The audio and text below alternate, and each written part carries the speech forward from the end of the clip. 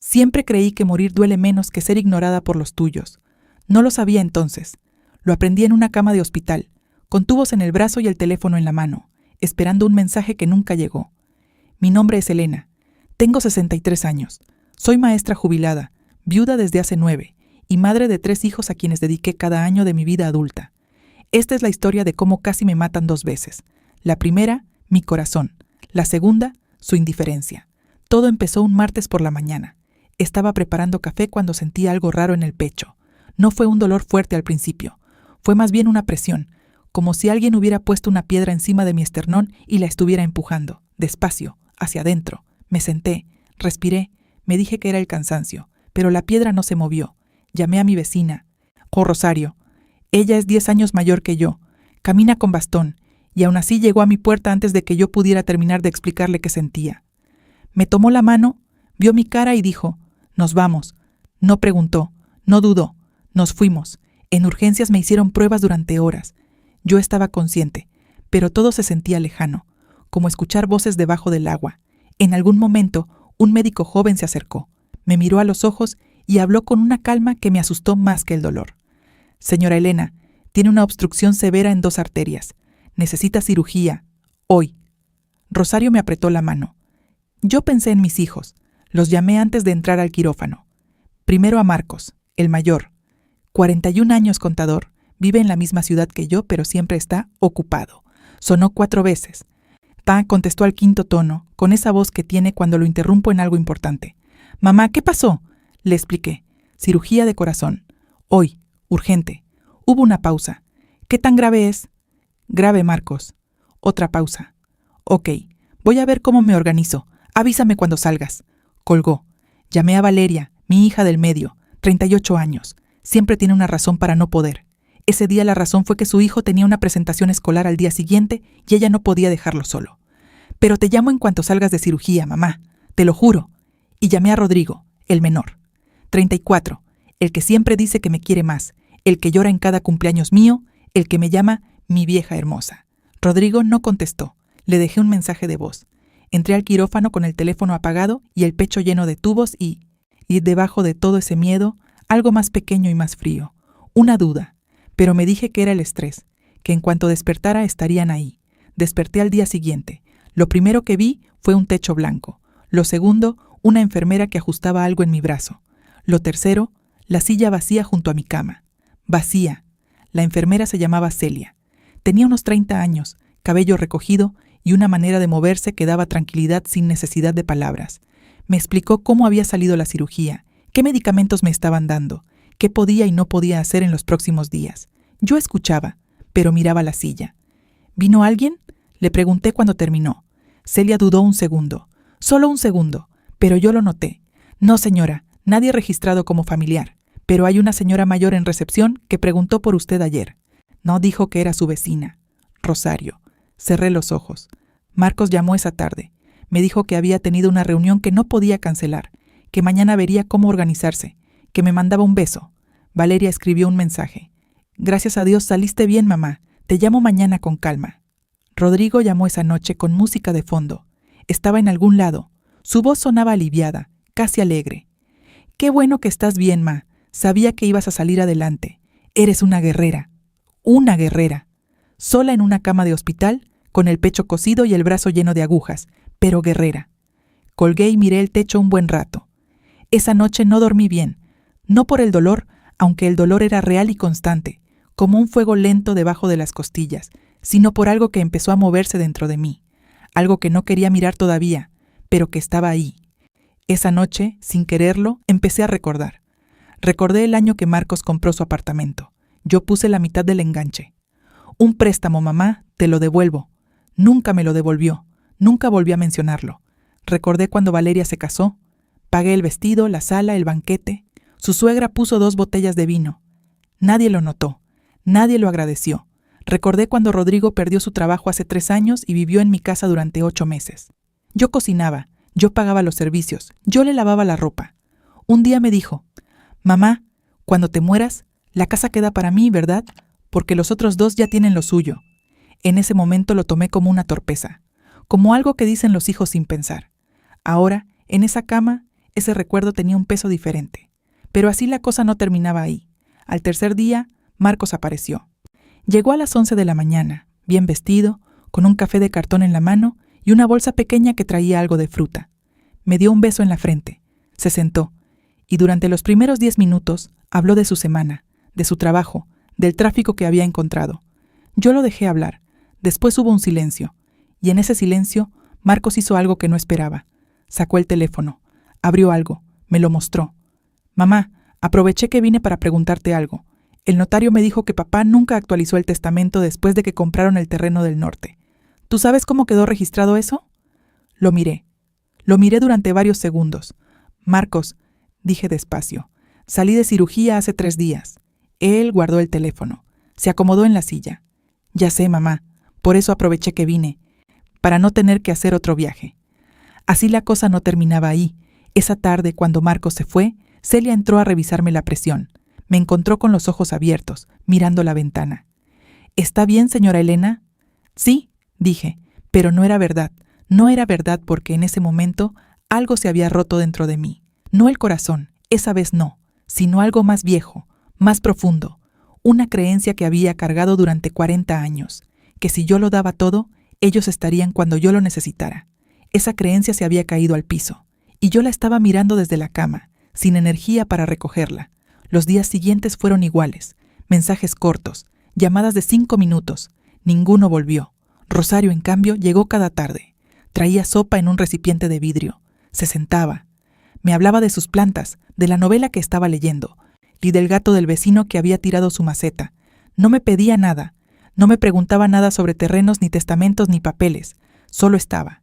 Un día le dije, «Rosario, ¿por qué vienes todos los días?» Me miró como si la pregunta fuera absurda. «Porque eres mi amiga, Elena. ¿Por qué más iba a ser?» Esa noche lloré por primera vez desde la cirugía. No de tristeza exactamente, de algo más complicado, de la diferencia entre lo que yo esperaba de mis hijos y lo que me estaba dando una mujer de 73 años con bastón. Celia me encontró con los ojos rojos y no dijo nada. Solo me dejó un vaso de agua y apagó la luz extra del cuarto. A veces el cuidado no tiene palabras. El 7º día, el médico me dijo que en 2 días más podría irme a casa. Esa noche llamé a Rodrigo.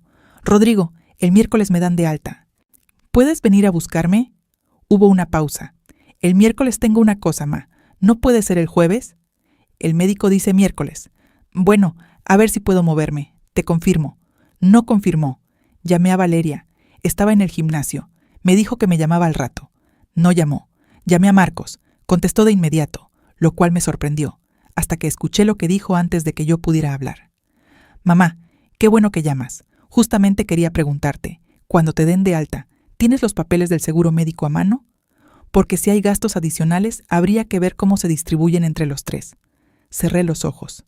Respiré, y en ese momento, algo dentro de mí que había estado roto empezó a tomar una forma nueva. No era rabia. La rabia se gasta sola. Era algo más frío, más firme. Era claridad. El miércoles por la mañana, y Celia me ayudó a vestirme. Me trajo mis cosas del armario pequeño del cuarto.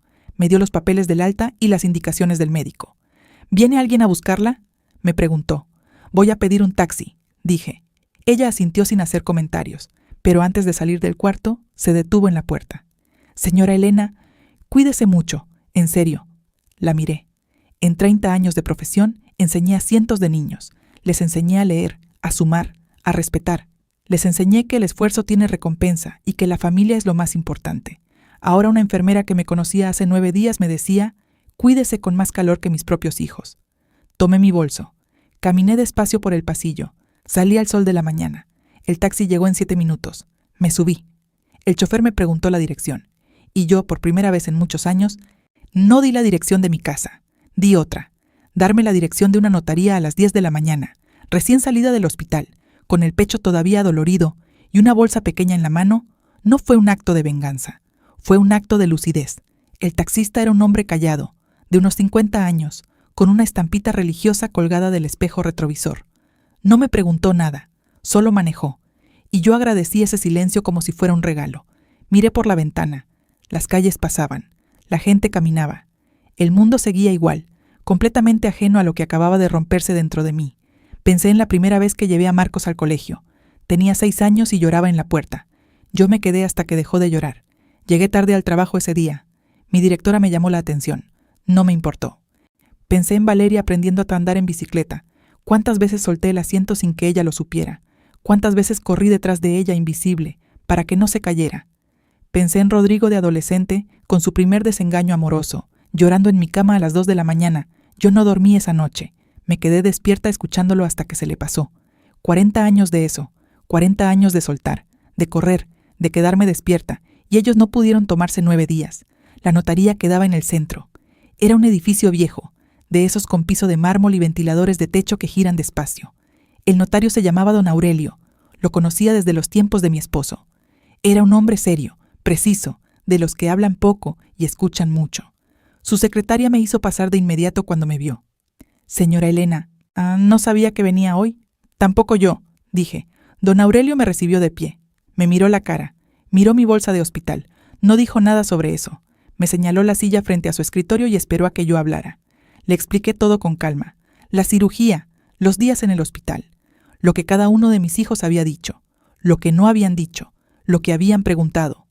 Él escuchó sin interrumpirme. Cuando terminé, hubo un silencio breve. «¿Qué quiere hacer, señora Elena?» «Quiero cambiar mi testamento», asintió despacio. «¿Tiene claro cómo?» «Sí», dije. «Muy claro». Durante la siguiente hora, don Aurelio tomó notas mientras yo hablaba. Le expliqué lo que había decidido en esa cama de hospital. En esas noches largas mirando el techo, con el sonido de las máquinas y la silla vacía junto a mí. La casa donde viví 40 años. Donde crié a mis hijos, donde enterré a mi esposo en forma de recuerdos distribuidos por cada cuarto. Esa casa no iba a quedar para los 3, iba a quedar para Rosario. Don Aurelio levantó la vista. ¿Su vecina? Mi amiga, lo corregí. La única persona que estuvo conmigo cada día de los 9 que estuve hospitalizada. La única que trajo comida. La única que preguntó cómo me sentía sin preguntarme al mismo tiempo qué iba a pasar con los papeles. Él volvió a escribir. El terreno del norte, ese que Marcos había preguntado por él antes de preguntarme cómo me sentía, ese iba a quedar para mi sobrina Carmen, hija de mi hermana difunta, una mujer sola, trabajadora, que me llamaba cada cumpleaños sin falta, y que el día que supo de mi cirugía me mandó un audio de 10 minutos llorando porque no tenía dinero para el pasaje y no podía venir. La cuenta de ahorros, la que tenía armada desde que Ernesto murió, la que nunca toqué para no cargar a nadie, iba a quedar para mi nieto Tomás. Hijo de Valeria, 8 años, el único que me dibujaba cartas cuando estaba enferma, el único al que no le habían enseñado todavía a quererme por lo que podía dejarle. Don Aurelio terminó de escribir, me leyó todo en voz alta, despacio, para asegurarse de que era exactamente lo que quería. Era exactamente lo que quería. Firmé. Me dolía el pecho al inclinarme sobre el papel, pero firmé con una caligrafía más firme de lo que esperaba. Antes de continuar, si esta historia te está llegando al alma, suscríbete. Lo que viene ahora cambia todo. Salí de la notaría pasado el mediodía. El sol estaba alto y el calor era fuerte. Me senté un momento en una banca de la vereda, frente al edificio. Saqué el teléfono. Tenía 3 mensajes. Uno de Marcos. «Mamá, ¿ya te dieron el alta? Avísame». Uno de Valeria. «Ma, llámame cuando puedas. Tengo una pregunta sobre el seguro». Uno de Rodrigo. «Ma, perdona que no fui. Esta semana fue horrible. Te llamo». Los leí 2 veces. Luego abrí el hilo de mensajes de Rosario. El último era de esa mañana, temprano. «Elena, si necesitas que vaya al hospital, dime. Aquí estoy». Guardé el teléfono. Pedí otro taxi. Esta vez sí di la dirección de mi casa. Cuando entré, todo estaba igual. La planta en la ventana de la cocina, un poco seca porque nadie la había regado. La taza de café que había dejado en el fregadero la mañana que me fui. El reloj de pared que Ernesto trajo de un viaje. Y marcando las 12:15 con ese tic-tac que siempre me pareció demasiado fuerte y que ahora me pareció el sonido más familiar del mundo. Me senté en mi sillón. No lloré. Ya había llorado en el hospital. Ya había hecho esa parte. Solo estuve quieta un momento, mirando mi casa, mi vida, lo que había construido y lo que había perdido y lo que, de alguna manera, seguía siendo completamente mío. Golpearon la puerta a los 20 minutos. Era Rosario, con una olla tapada y una bolsa de pan. «Sabía que ibas a llegar hoy», dijo. «Hice caldo». No le pregunté cómo lo sabía. Con Rosario nunca había que preguntar demasiado. La hice pasar.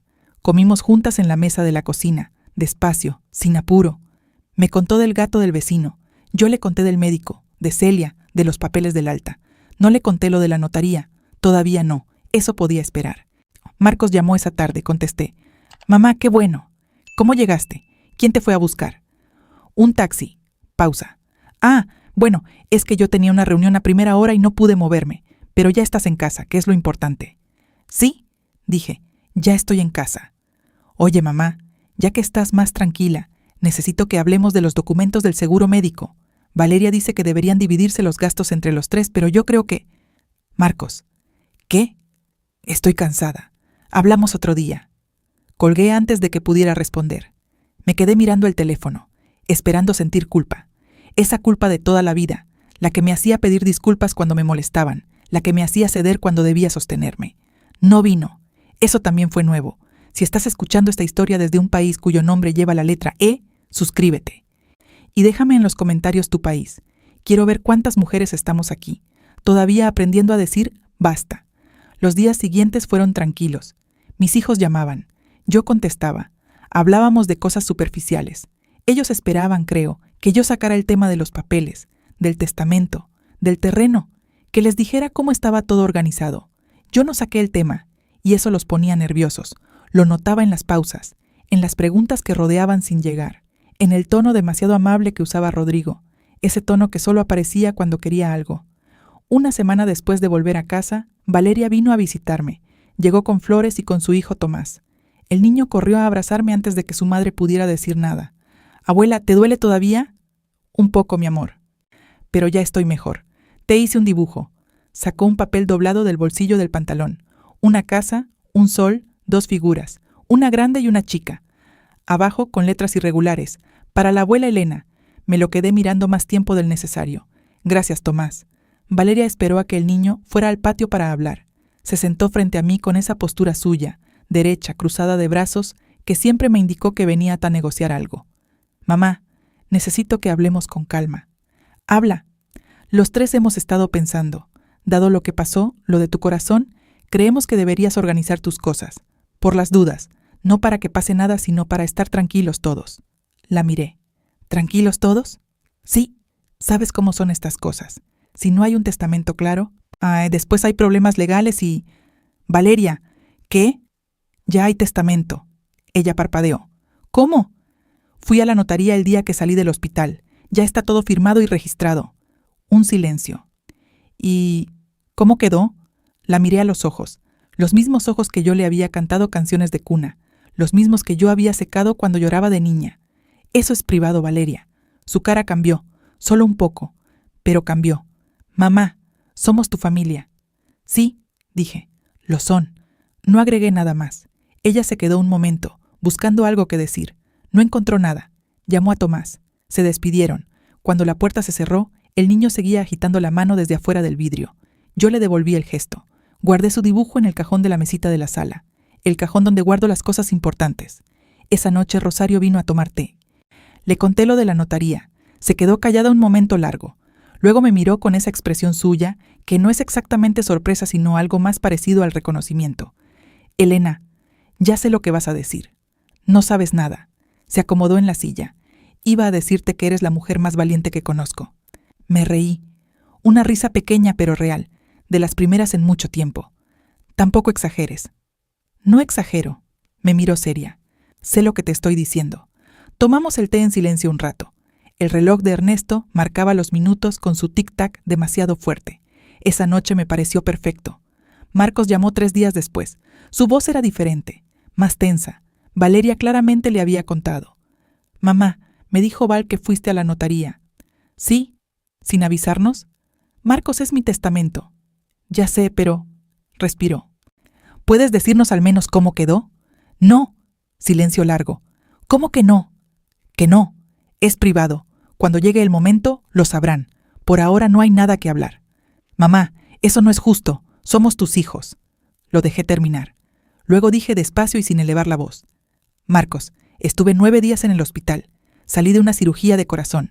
En esos 9 días viniste una vez, y la primera pregunta que me hiciste fue sobre el terreno del norte». Silencio. «Eso tampoco fue justo». Colgué. Me temblaban un poco las manos. Pero era un temblor distinto al del miedo.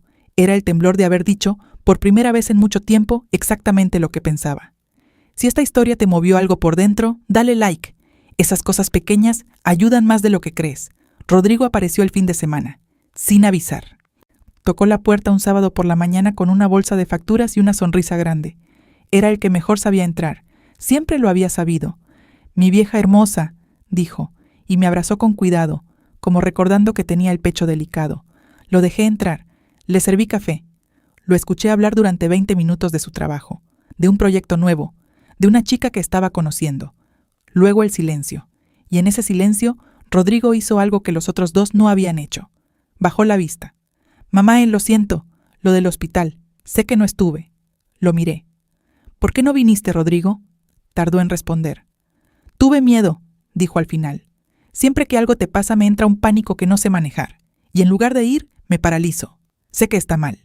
Sé que no es una excusa». Era la respuesta más honesta que había escuchado en semanas. No la absolvía. Pero era honesta. «Te escucho», dije. No dije más. Él asintió despacio. Se terminó el café. Antes de irse me apretó la mano. «¿Estamos bien, ma?». Lo pensé de verdad antes de responder. «Estamos en proceso», dije. Salió.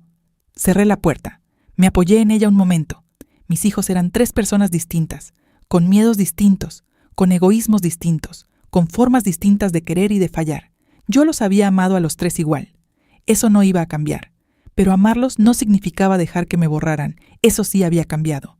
Esa noche saqué el dibujo de Tomás del cajón. La casa, el sol, las 2 figuras, la letra irregular que decía «Para la abuela Elena». Lo puse en la pared de la cocina, junto al reloj de Ernesto. Quedó bien ahí, quedó exactamente bien. Y mientras lo miraba, con el tic-tac de fondo y el olor a té todavía en el aire, entendí algo que nadie me había enseñado y que había tardado 63 años en aprender. El amor no se hereda, se elige. Y yo, por fin, había empezado a elegir también. Pero eso no era todo. 3 semanas después de volver a casa, llegó una carta. No un mensaje, no una llamada. Una carta, de papel, con mi nombre escrito a mano en el sobre. La reconocí de inmediato. Era la letra de don Aurelio, el notario. Pero no era de don Aurelio. Era una carta que yo misma había pedido que me guardara. Una carta que yo había escrito en la notaría ese primer día, antes de firmar el testamento, cuando todavía tenía el pecho lleno de tubos metafóricos y la cabeza más clara que en años. Había pedido que me la enviaran un mes después, para recordarme quién era cuando tomé esa decisión, para que no hubiera vuelta atrás fácil. Abrí el sobre despacio y empecé a leer mis propias palabras. La carta empezaba así: «Elena, si estás leyendo esto, ya pasó un mes, ya estás en casa, ya tus hijos te llamaron, te visitaron, te dijeron lo que siempre te dicen, y probablemente una parte de ti ya está dudando». Me detuve, respiré, seguí leyendo. «No dudes, recuerda la silla vacía. Recuerda la pregunta de Marcos sobre el terreno. Recuerda que Rodrigo no contestó cuando llamaste antes de entrar al quirófano. Recuerda que saliste del hospital en un taxi, sola, con una bolsa pequeña y el pecho cosido. Recuerda eso cada vez que sientas que fuiste demasiado dura. No fuiste dura, fuiste honesta. Por primera vez en mucho tiempo, fuiste honesta contigo misma». Doblé la carta. La guardé en el mismo cajón donde estaba el dibujo de Tomás. Me senté un momento en silencio, y luego me levanté. Y fui a la cocina, y me preparé un café. Lo que pasó después no fue dramático. No hubo una pelea grande. No hubo gritos ni portazos. La vida no funciona siempre así, aunque a veces quisiéramos que lo hiciera, porque al menos los gritos tienen un principio y un final claro. Lo que hubo fue algo más lento, más silencioso, más real. Marcos dejó de llamar con tanta frecuencia. Cuando llamaba, hablábamos de cosas generales, el clima, las noticias, su trabajo. Nunca volvió a mencionar el terreno del norte. No sé si porque entendió algo, o porque simplemente cerró esa puerta y abrió otra estrategia. Con Marcos nunca se sabía del todo. Valeria volvió una vez más con Tomás. Fue una visita corta. Ella estaba tensa, yo estaba tranquila, y esa diferencia de temperatura llenó el cuarto de una incomodidad que ninguna de las dos nombró. Cuando se fueron, Tomás me dejó otro dibujo. Esta vez era yo, con una corona. Lo puse al lado del primero. Rodrigo siguió llamando con regularidad. No siempre tenía cosas importantes que decir. A veces solo llamaba para contarme algo pequeño, una anécdota del trabajo, una canción que había escuchado. Yo no sé si eso era amor verdadero o culpa disfrazada. Tal vez las 2 cosas. Tal vez esa mezcla es lo más honesto que algunos hijos pueden ofrecer. Lo recibía sin hacerme demasiadas preguntas. 2 meses después de la cirugía, el médico me dio un control positivo. El corazón está respondiendo bien, dijo, mirando los resultados con ese gesto de satisfacción profesional que tienen los médicos cuando algo sale como esperaban. Tiene que seguir con los medicamentos, caminar todos los días, evitar el estrés. Me hubiera reído si no fuera porque era un consejo médico serio. ¿Puedo viajar?, pregunté. Él levantó la vista. ¿A dónde? Todavía no sé, pero quiero saber si puedo. Me miró un momento, luego asintió. En 3 meses más, si sigue así, sí. Salí del consultorio con esa palabra en la cabeza. Sí, una palabra pequeña, pero en ese momento me pareció enorme. Esa tarde fui a casa de Rosario. Era la primera vez que yo iba a su casa, en lugar de que ella viniera a la mía. Golpeé la puerta y ella abrió con cara de sorpresa genuina. «Elena, ¿qué pasó?» «Nada malo», dije. «¿Puedo pasar?» Su casa era exactamente como la imaginaba, ordenada, llena de plantas, con fotos en cada pared y ese olor a madera vieja que tienen las casas que llevan décadas siendo habitadas con cuidado. Nos sentamos en su sala. Le conté lo del testamento, todo, con detalle. A ella me escuchó sin interrumpir. Cuando terminé, tenía los ojos brillantes. No lloraba todavía, pero estaba cerca. «Elena, no llores», dije. «Todavía falta mucho para que eso importe. Vamos a vivir muchos años más». Ella se rió. Una risa húmeda de esas que salen mezcladas con otra cosa. «¿Y la casa?», dijo. «¿De verdad la casa?» «La casa». Silencio. «Pero yo no necesito...» «Rosario». La miré. «Tú viniste todos los días, con bastón y con olla. Tú estuviste cuando ellos no quisieron estar. No te lo estoy regalando. Te lo estoy reconociendo». Ella no dijo nada más. Me apretó la mano. Nos quedamos así un momento, 2 mujeres viejas en una sala llena de plantas, con el sol de la tarde entrando por la ventana. No hacía falta decir nada más. Lo que yo no sabía era que alguien más se había enterado del testamento. No sé cómo. Estas cosas siempre se filtran.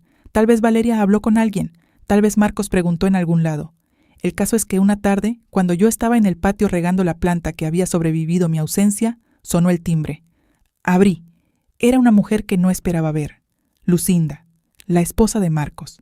Llevábamos años de una relación fría y educada, de esas que funcionan en los almuerzos de Navidad y en los cumpleaños, pero que nunca van más allá. Ella siempre me trató con una cortesía que era exactamente lo opuesto de la calidez. Pero ahí estaba, en mi puerta, con una sonrisa que tardó un segundo de más en aparecer. «Elena, ¿cómo estás? Quería verte». La hice pasar, no porque quisiera, sino porque necesitaba saber qué venía a decir. Nos sentamos en la sala. Ella rechazó el café. Eso ya me dijo algo. «Elena, mira, yo sé que esto es delicado, pero Marcos está muy preocupado. Todos están preocupados. Dicen que tomaste decisiones importantes estando todavía muy afectada por la cirugía y que tal vez sería bueno revisarlas cuando estés más tranquila». La miré. ¿Revisarlas? Sí, no para cambiarlas necesariamente, sino para asegurarse de que son lo que realmente quieres. ¿Y quién dijo que no son lo que quiero? Ella cruzó las manos sobre la falda. Nadie. Pero una decisión tan grande, tomada el mismo día que saliste del hospital. Lucinda, la interrumpí con calma. ¿Cuántas veces viniste al hospital mientras estuve internada? Ella parpadeó. Bueno, las cosas estaban complicadas, los niños... 0 veces, dije. Igual que Marcos, igual que Valeria, igual que Rodrigo. Silencio. Estuve 9 días. Nadie de esta familia vino más de una vez. Una sola vez, Marcos. Y lo primero que me preguntó fue sobre el terreno. Lucinda abrió la boca. «No te estoy culpando a ti», continué. «Eres la esposa de mi hijo, no mi hija.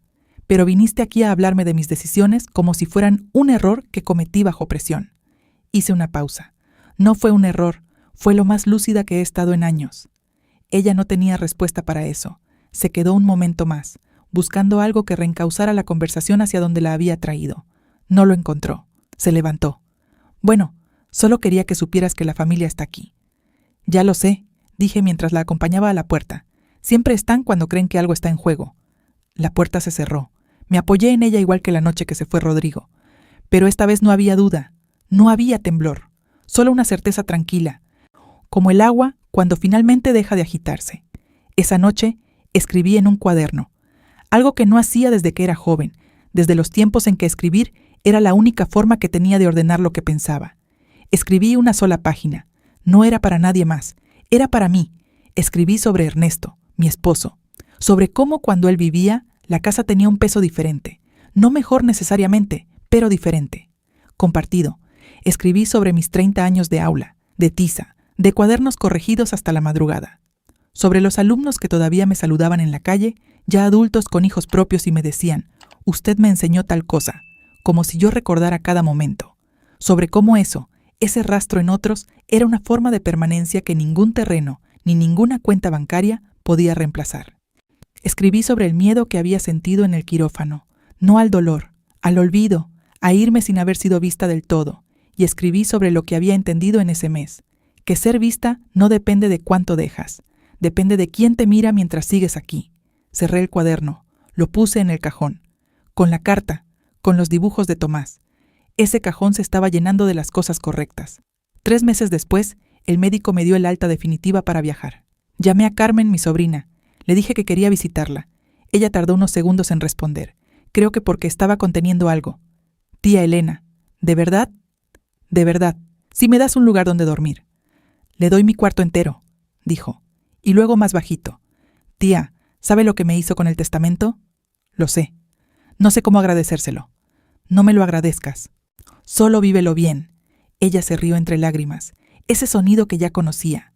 El mismo que hizo Rosario. Había algo en ese sonido que me llenaba de una manera que ningún agradecimiento formal hubiera podido. Era el sonido de alguien que no esperaba ser elegida. Y había sido elegida de todas formas. La mañana que hice la maleta, Rosario vino a ayudarme. No porque yo no pudiera sola, sino porque así éramos ya. Así habíamos llegado a ser. Me dobló las blusas con una precisión que me hizo reír. Le dije que era un viaje de 10 días, no una mudanza. Ella dijo que uno nunca sabe. Antes de cerrar la maleta, metí el cuaderno y el dibujo de Tomás con la corona. Cerré el cierre. Me quedé parado un momento en el centro de mi cuarto, el mismo cuarto donde había dormido 40 años, donde había llorado la muerte de Ernesto, donde había pasado 9 noches después del hospital, quieta, rearmándome. Rosario me miró desde la puerta. ¿Lista? Lo pensé de verdad, no en el sentido del viaje, en el otro sentido, el más grande. Sí, dije, y era verdad. Tomé la maleta, salí de mi cuarto, salí de mi casa, y esta vez, cuando el taxi llegó y el chofer preguntó a dónde, di la dirección con una voz que no dudó, con una voz que me pertenecía entera. El viaje duró 4 horas en autobús. No tomé avión, no porque no pudiera, sino porque quería ver el camino. Quería que el tiempo entre un lugar y otro fuera tiempo real, no ese salto brusco que te pone en otro lado sin darte chance de prepararte. Miré por la ventana todo el trayecto. Campos, pueblos pequeños, una gasolinera solitaria con un perro echado a la sombra, niños en una cancha de tierra, una mujer colgando ropa en un tendedero, con ese movimiento automático que tienen los brazos cuando han hecho algo 1000 veces. Pensé en cuántas veces yo había tendido ropa sin pensar, en cuántas cosas había hecho durante décadas con ese mismo automatismo: cocinar, lavar, esperar, ceder, callar, y en cómo, a los 63 años, con el pecho cosido y una maleta pequeña, estaba aprendiendo a hacer las cosas de otra manera. No sin esfuerzo, pero de otra manera. Carmen vivía en una ciudad más pequeña que la mía, una de esas ciudades donde todos se conocen y donde las noticias viajan más rápido que el correo.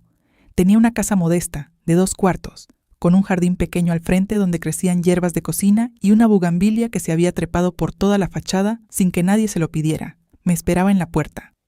Cuando me vio bajar del taxi, caminó hacia mí con esa prisa contenida de quien quiere correr pero teme lastimar al otro. Me abrazó despacio. Era 10 años menor que yo. Hija de mi hermana Graciela, que murió hace 6 años de una enfermedad larga y silenciosa. Carmen había cuidado a su madre hasta el final, sola, sin quejarse, sin pedirle nada a nadie. Cuando Graciela murió, yo fui al entierro. Estuve 3 días. Luego volví a mi vida.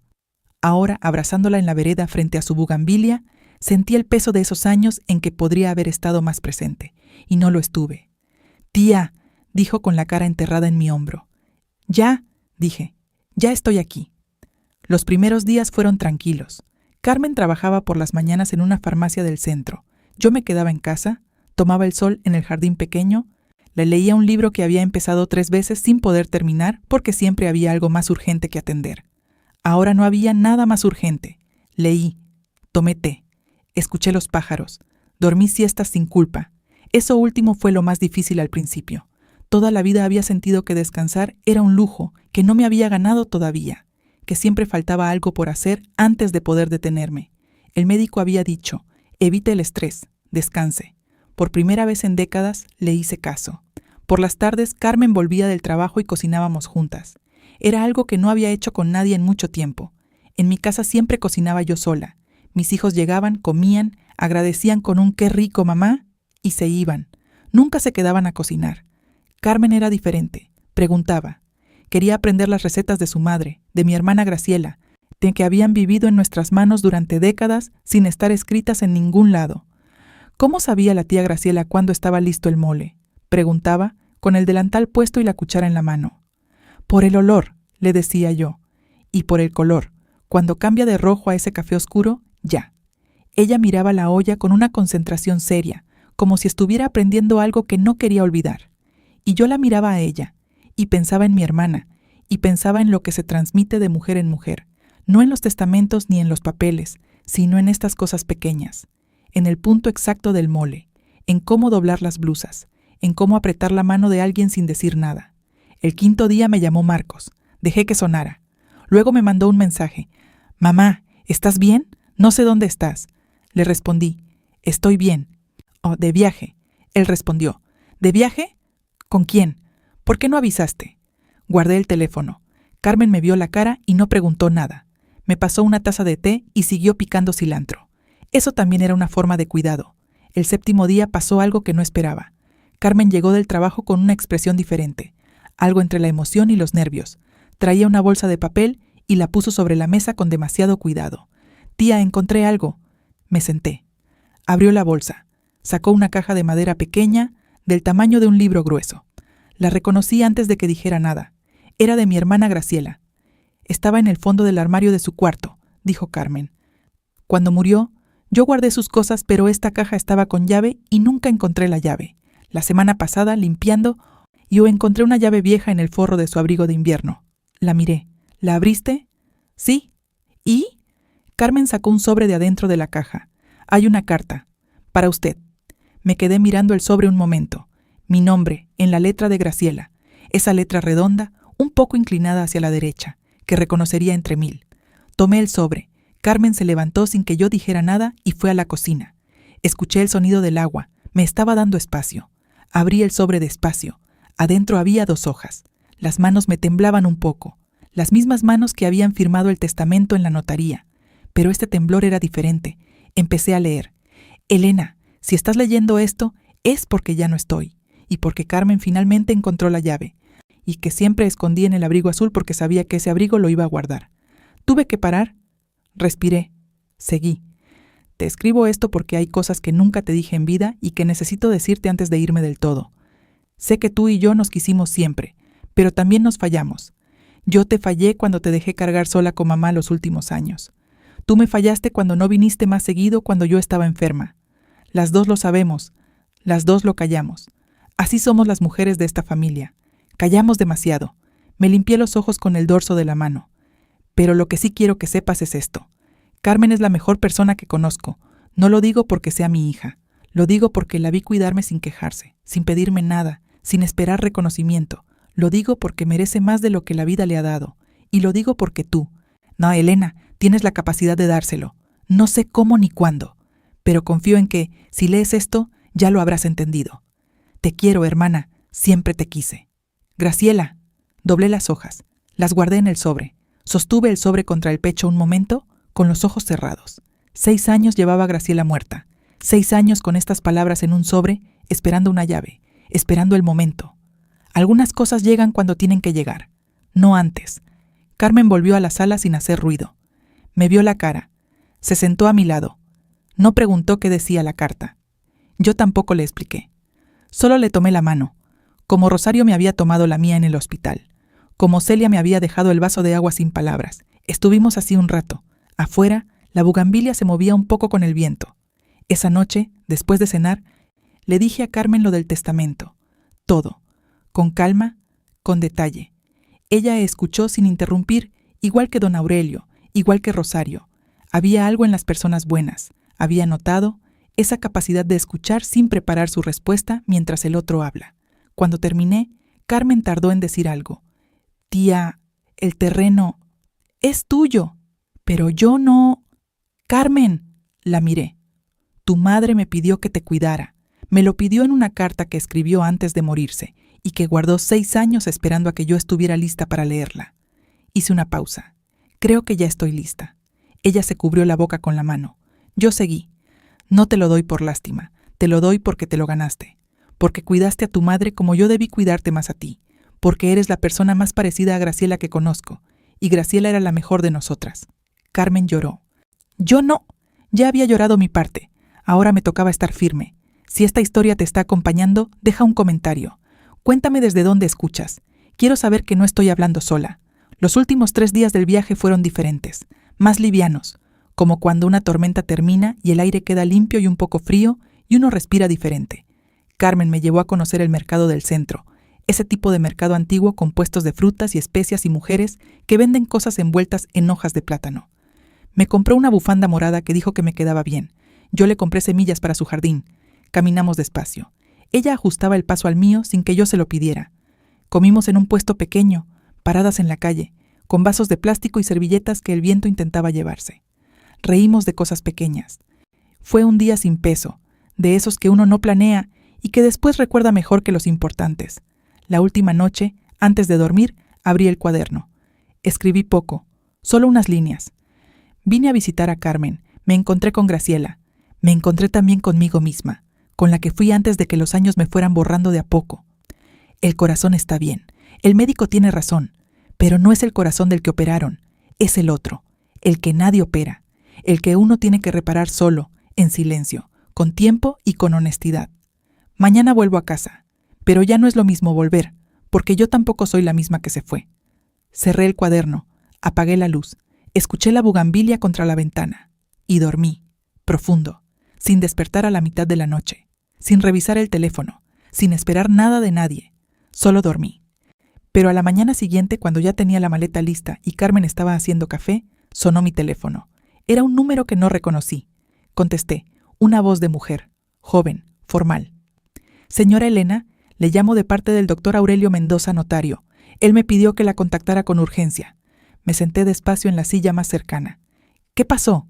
Señora, alguien presentó una solicitud de impugnación de su testamento. Fue ingresada ayer. El doctor Mendoza dice que usted debe saberlo antes de que pase más tiempo. El café de Carmen empezó a oler en la cocina. Afuera la bugambilia seguía igual, indiferente, rosada, trepada por la pared sin pedirle permiso a nadie. Yo sostuve el teléfono y sentí algo que no esperaba sentir en ese momento. No miedo, no rabia, alivio, porque la impugnación significaba que ellos sabían, que ya no había vuelta atrás, que el juego había empezado de verdad, y yo, por primera vez en mucho tiempo, estaba lista para jugarlo. La voz al teléfono siguió hablando, me explicó los términos, los plazos, lo que significaba una impugnación en términos legales. Yo escuché con calma, tomando notas mentales, como cuando era maestra y escuchaba a un padre explicar algo complicado sobre su hijo, y yo tenía que entender no solo las palabras, sino lo que había detrás. Cuando colgué, Carmen estaba en la puerta de la cocina con 2 tazas de café. Me miró. ¿Malas noticias? No, dije. Noticias esperadas, le conté. Ella escuchó con esa misma quietud que le había conocido en estos días. Cuando terminé, puso su taza sobre la mesa y dijo algo que no esperaba. ¿Qué necesita, tía? No dijo lo siento, no dijo qué barbaridad, no dijo pobrecita.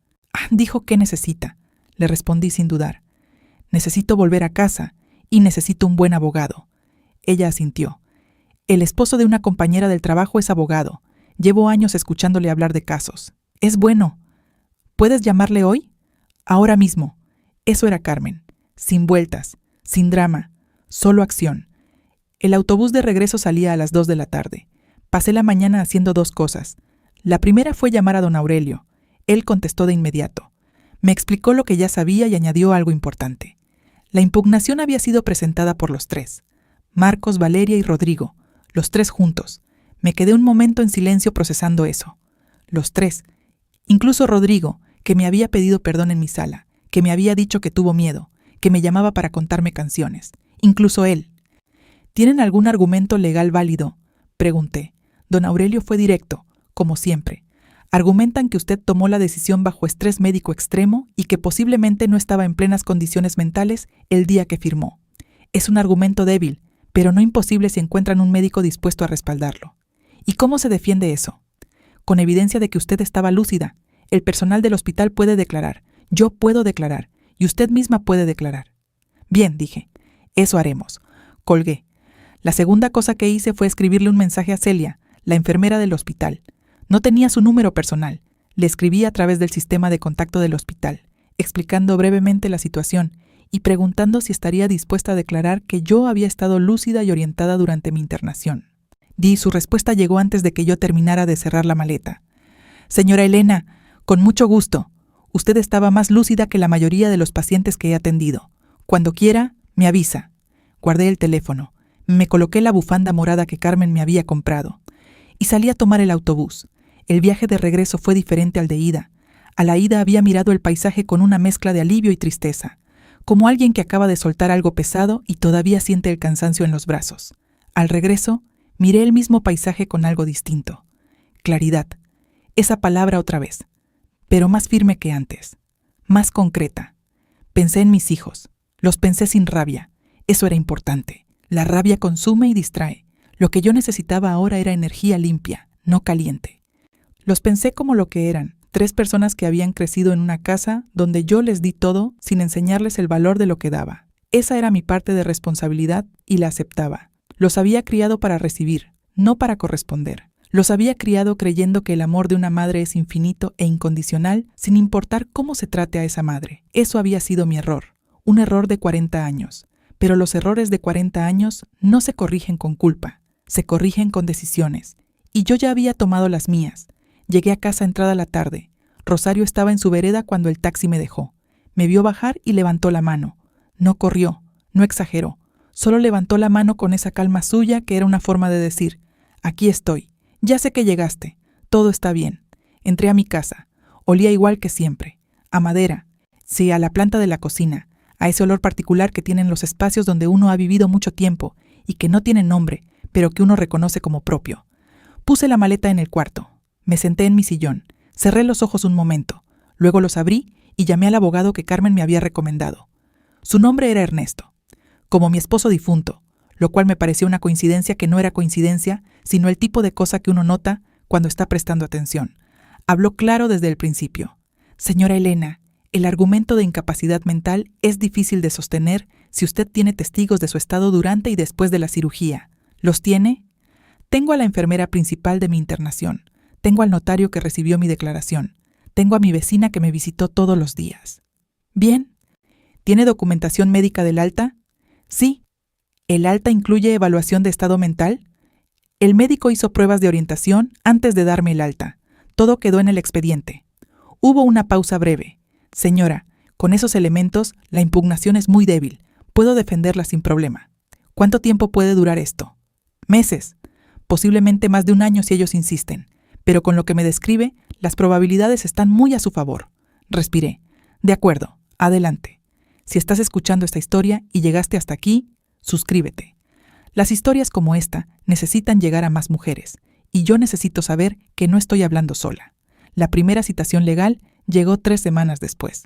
Era un documento formal, con membretes y sellos, que básicamente decía que mis hijos cuestionaban mi capacidad de tomar decisiones autónomas. Lo leí 2 veces. Luego lo puse sobre la mesa y lo miré como se mira algo que ya no tiene el poder de sorprenderte. Ernesto, el abogado, me había preparado para esto. Me había explicado cada paso. Me había dicho qué esperar y cuándo. Ese tipo de preparación, saber lo que viene antes de que llegue, cambia completamente la forma en que uno lo recibe. No llegó como un golpe, llegó como una confirmación. Lo que no esperaba era la carta que llegó 2 días después. No era de un abogado, no tenía membrete ni sello. Era una carta escrita a mano, en un sobre sin remitente. La letra era de Rodrigo. La reconocí antes de abrirla. Esa letra suya, un poco inclinada, con la R que siempre le quedaba rara. Abrí el sobre. Mamá, no sé si tienes derecho a leer esto todavía o si yo tengo derecho a escribirlo. Pero lo escribo igual. Marcos fue quien propuso la impugnación. Valeria dudó, pero al final firmó. Yo también firmé, y eso es lo que más me pesa. Te digo la verdad, firmé porque tenía miedo, no al dinero. Bueno, sí también al dinero, no voy a mentirte. Pero más que eso, tenía miedo de que lo que hiciste significara que ya no nos quieres, que te fuimos perdiendo y ni cuenta nos dimos. Sé que eso no justifica nada. Solo quería que lo supieras. Rodrigo. Doblé la carta. Me quedé quieta un momento largo. Rodrigo era el más complicado de los 3. Siempre lo había sido. El que más necesitaba. el que menos pedía directamente, el que rodeaba todo con afecto para no tener que ser vulnerable de verdad. Esta carta era la primera vez que era vulnerable de verdad. No lo absolvía de la firma, pero era algo. Le mostré la carta a Ernesto, el abogado. Él la leyó, me la devolvió. ¿Quiere que esto cambie algo en la estrategia? Lo pensé. No, dije. El testamento no cambia, pero guarde esa carta. Puede ser útil si Rodrigo decide separarse de la impugnación. ¿Cree que lo hará? No lo sé, pero si lo hace, quiero que haya un camino. Ernesto asintió. Guardó la carta. El proceso legal duró 11 meses. No voy a contarlos día a día. Eso sería convertir 11 meses de vida en una lista de fechas y audiencias. Y mi vida no era eso. Mi vida durante esos 11 meses fue también las mañanas con Rosario, las llamadas con Carmen, las visitas de Tomás que seguía trayéndome dibujos, las clases de bordado que empecé en el Centro Cultural del barrio porque siempre había querido aprender y nunca había tenido tiempo. La vida siguió. Eso es lo que hace. A los 4 meses, Rodrigo retiró su nombre de la impugnación. No me llamó para decírmelo. Me enteré por Ernesto. Pero esa misma tarde Rodrigo me mandó un mensaje corto. Ya está hecho, ma. Le respondí. Ya sé. Gracias. No hubo más palabras ese día, pero hubo algo. Un hilo. Fino. Todavía frágil, pero ahí. A los 8 meses, el juez emitió una resolución preliminar a mi favor. A los 11, el caso se cerró. El testamento quedó exactamente como yo lo había firmado ese martes por la mañana, recién salida del hospital, con la maleta pequeña y el pecho cosido y la claridad más completa que había tenido en décadas. El día que Ernesto me llamó para darme la noticia final, yo estaba en el jardín. Había plantado las semillas que Carmen me había dado. Tardaron más de lo esperado en salir. Pero ahí estaban, pequeños brotes verdes, todavía frágiles, empujando hacia arriba desde la tierra oscura. Escuché la noticia, di las gracias, colgué, me quedé arrodillada junto a los brotes un momento. No grité, no lloré, no llamé a nadie de inmediato, solo los miré. Esa cosa pequeña que crece sin que nadie la vea hacerlo, que un día simplemente está ahí, verde y viva, sin pedir permiso. Esa tarde vinieron Rosario y Carmen. Carmen había viajado especialmente. No le dije por qué, solo le dije que viniera si podía. Pudo. Estuvimos las 3 en la cocina. Hice el mole por primera vez desde que era joven, siguiendo la memoria de mis manos más que ninguna receta. Carmen miraba con esa concentración seria que ya le conocía. Rosario se sentó con su bastón y opinó sobre todo sin que nadie le pidiera opinión, como era su costumbre. Comimos las 3 juntas, en la misma mesa donde yo había comido sola tantas veces. No hablamos del juicio, no hablamos del testamento, no hablamos de mis hijos, hablamos de cosas pequeñas, del bordado que estaba aprendiendo, de las plantas de Rosario, del chico que le gustaba a Carmen en la farmacia y al que todavía no le había dicho nada. Reímos. Fue una de esas noches que no se planean y que después pesan más que las importantes. Antes de que Carmen se fuera esa noche, me abrazó en la puerta. «Tía», dijo, «¿está bien de verdad?» «Sí», dije. «¿Y sus hijos?» Lo pensé un momento. Marcos no ha vuelto a llamar desde que perdieron el caso. Valeria me mandó un mensaje cortés en mi cumpleaños. Rodrigo llama cada 2 semanas, poco a poco. ¿Le duele? Era una pregunta honesta. Se merecía una respuesta honesta. Sí, dije. Me duele. Siempre me va a doler. Pero hay dolores que son la prueba de que uno hizo lo correcto. Como cuando el médico dice que la cirugía fue exitosa, pero que va a doler un tiempo. Carmen sonrió. Su mamá decía algo parecido. ¿Qué decía? Que sanar duele igual que enfermar. La diferencia es hacia dónde vas. Me quedé con esas palabras un momento. Graciela, siempre Graciela, llegando de algún lado cuando menos la esperaba. Abracé a Carmen, la vi alejarse por la vereda, con esa manera de caminar suya, rápida y directa, igual que su madre. Cerré la puerta. Volví a mi sillón. El reloj de Ernesto marcaba las 9:30 con su tic-tac demasiado fuerte. Tomé el cuaderno del cajón, lo abrí en la última página escrita, la que había escrito en casa de Carmen, la noche antes de volver. La leí. Mañana vuelvo a casa. Pero ya no es lo mismo volver. Porque yo tampoco soy la misma que se fue. Debajo de esa línea escribí una más. Solo una. Tenía razón. Cerré el cuaderno. Lo puse sobre la mesa. Miré mi casa, mis plantas, mi reloj. Los dibujos de Tomás en la pared de la cocina. La bufanda morada colgada en la silla. Los brotes pequeños que empujaban afuera en el jardín. Todo lo que era mío. No por herencia, no por papel, sino porque lo había elegido, construido, cuidado y defendido. 63 años, una cirugía, una silla vacía, un taxi, una firma, 11 meses, y al final de todo eso, esto. Una mujer sola en su sillón, sin miedo, sin deuda, sin la carga de esperar que alguien le diga que vale lo que ella sabe que vale. Eso no se hereda. Eso tampoco se impugna. Si llegaste hasta aquí, ya sabes lo que cuesta decir basta. Ya sabes lo que cuesta elegirse. Dale like a esta historia si algo de lo que escuchaste te movió por dentro.